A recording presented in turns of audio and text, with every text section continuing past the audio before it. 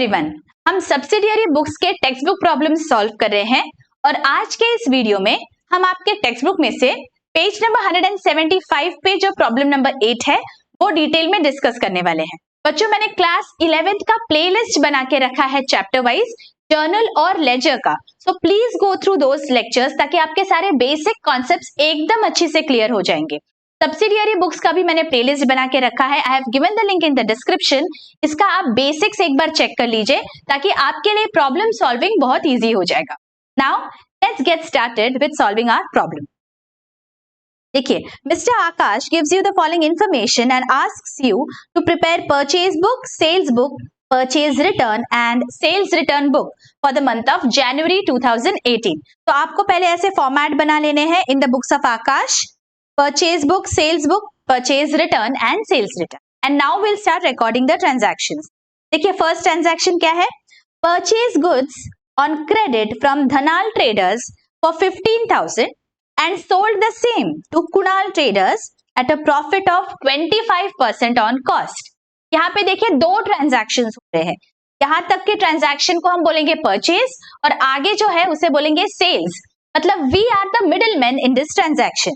देखिए यहाँ पे we are there, यहाँ पे there is धनाल, यहाँ पे there is धनाल। ठीक है, धनल से हमने परचेज किया है, परचेज किया कितने अमाउंट पे? 15,000 और हम अभी बेच रहे हैं कुणाल को and what are we selling it at? 25% on cost. ये हमें निकालना पड़ेगा। तो if the cost price is 100 rupees तो सेलिंग प्राइस कितना होगा? देखिए, हमने मैथ में पढ़ा हुआ है स्कूल में, 25% ऑफ 100 दैट इज 25 रुपीज। तो 100 में ऐड कर दीजिए 25, दैट इज 125। 125 हमारा सेलिंग प्राइस होगा अगर कॉस्ट प्राइस 100 है। यहाँ पे हमारी कॉस्ट प्राइस है 15,000, तो बस सेलिंग प्राइस को हमें निकालना है। Let us cross multiply. यहाँ पे कितना होगा? 15,000 मल्टीप्लाइड बाय 125 डिवाइडेड बाय 100। देखिए कितना आ रहा है? 18,750। This is the sales price जिस पे हम कुणाल को गुड्स बेच रहे हैं। ठीक है, तो हम परचेज बुक में रिकॉर्ड करेंगे 15,000 पे और सेल्स बुक में रिकॉर्ड करेंगे 18,750। Alright, so let us go to our purchase book. यहाँ पे हम लिख देंगे 2018 जनवरी 1 धनाल ट्रेडर्स, अमाउंट इज 15,000 और सेल्स बुक में जाएंगे और यहाँ पे 2018 जनवरी 1 Kunal traders, amount is 18,750। Clear? Okay, आगे। Placed an order with Sunetra for goods of 10,000 less 5% trade discount। यहाँ पे देखिए हमने सिर्फ ऑर्डर प्लेस किया है, कोई लेन देन हुआ है क्या गुड्स का या पैसों का? There is no transaction, इसीलिए यहाँ पे हम कोई भी रिकॉर्डिंग नहीं करेंगे। We have to ignore this because there is no financial transaction happening. Purchase goods of 20,000 at 10% trade discount from Saurabha Traders। तो परचेज बुक में जाएंगे 8th को और यहां पे लिख देंगे सौरभा ट्रेडर्स। अमाउंट क्या है? Let's see, 20,000 10%। कैलकुलेट करेंगे 20,000 less 10% trade discount that is 2,000 rupees. Outer column 18,000। Sold goods to Vinayak Stores 8,000 at 5% trade discount। तो विनायक स्टोर्स को हमने सेल किया है, तो सेल्स बुक में जाएंगे और यहाँ पे हम लिख देंगे डेट क्या है? 13th। विनायक स्टोर्स, अमाउंट क्या है? लेट्स सी, 8,000 है 5% ट्रेड डिस्काउंट पे। यहाँ पे लिख देंगे 8,000 yes 5% trade discount 400 rupees. Outer column पे आएगा 7,600। ओके, आगे Vinayak stores return goods to us 200 rupees. Vinayak से हमें 200 रुपीज के गुड्स वापस आए हैं, तो सेल्स रिटर्न बुक में हमें ये एंट्री करनी होगी।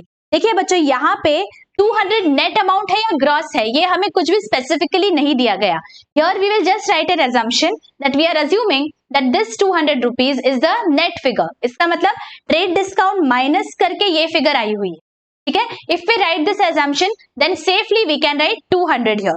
तो हम सेल्स रिटर्न बुक में जाएंगे और 200 रुपीज लिखेंगे। 2018 जनवरी 15 विनायक स्टोर्स 200 रुपीज। ऑलराइट, अगर हमने अज्यूम किया that this is the gross amount, तो हमें ट्रेड डिस्काउंट माइनस करना पड़ेगा, ठीक है।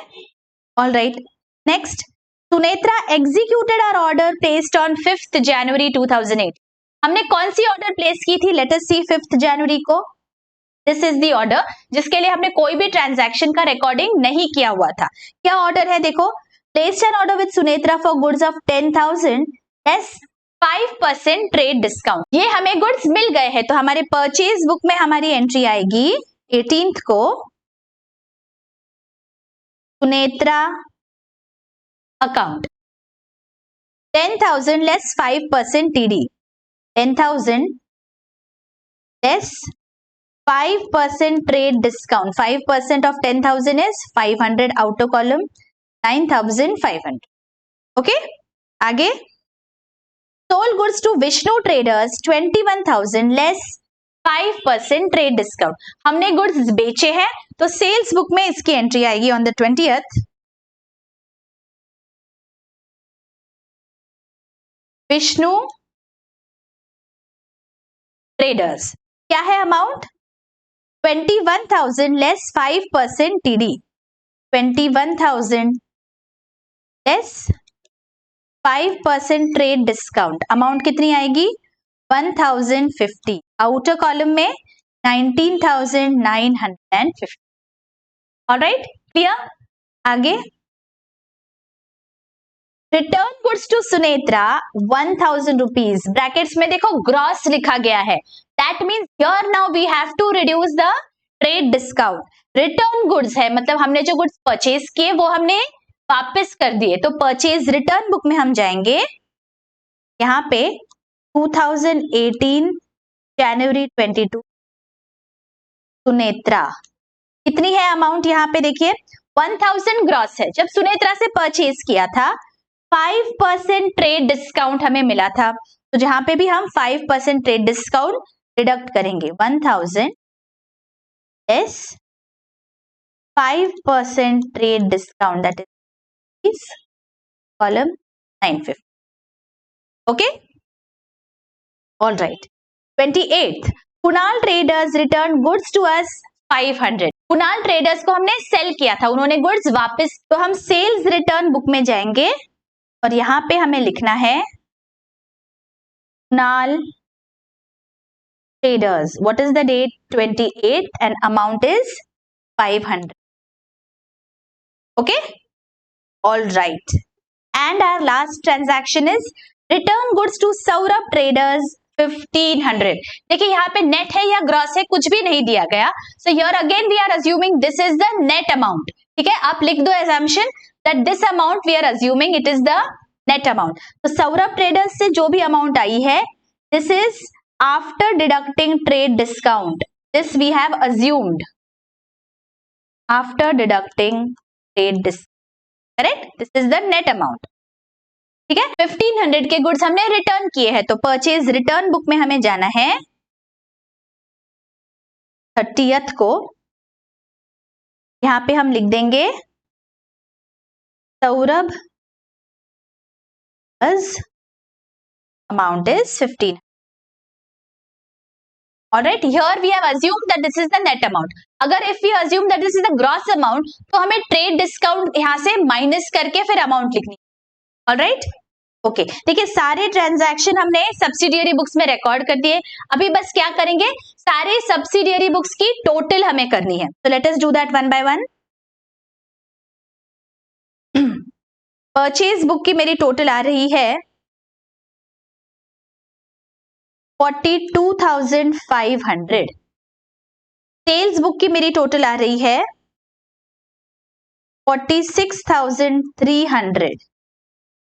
परचेज रिटर्न बुक की मेरी टोटल आ रही है 2,450 एंड सेल्स रिटर्न बुक की टोटल आती है 700।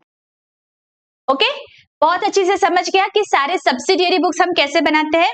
अगर ये बहुत अच्छे से समझ गया है बच्चों, do hit the like button. अगर अभी तक सब्सक्राइब नहीं किया है जरूर सब्सक्राइब करिए। Do share with your friends and colleagues और एक प्यारा सा कमेंट जरूर लिख दीजिए, दिस कीप्स मी मोटिवेटेड। अब मिलती हूं मैं आपको अगले लेक्चर में। Till then take care, bye bye.